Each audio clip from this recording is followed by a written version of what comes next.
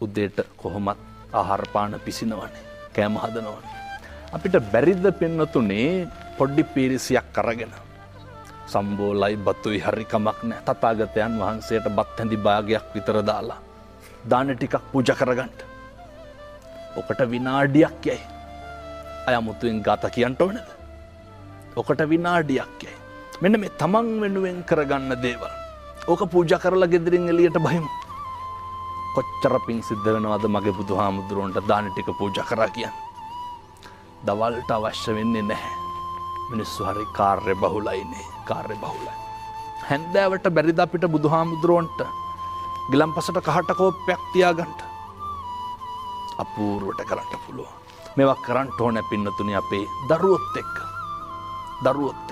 දරුවොත් එක්ක මේවා කරනකොට දරුවෝ අකුසලයට නොමගට නරක පැත්තට තමන්ගේ ජීවිතය හැඩ ගස්ව ගන්න එක නවතිනවා.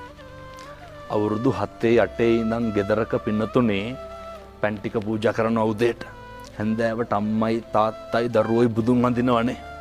එතකොට කොච්චර සමගියක් තියෙනවද?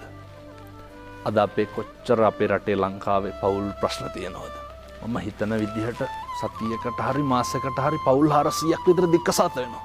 කොහොම හරි අපේ හැමෝටම විවාහ වෙනවට වඩා ප්‍රතිශතයක් අනිත් පැත්තට වැඩි. මේවා නවත්ත ගන්න පුළුවන්.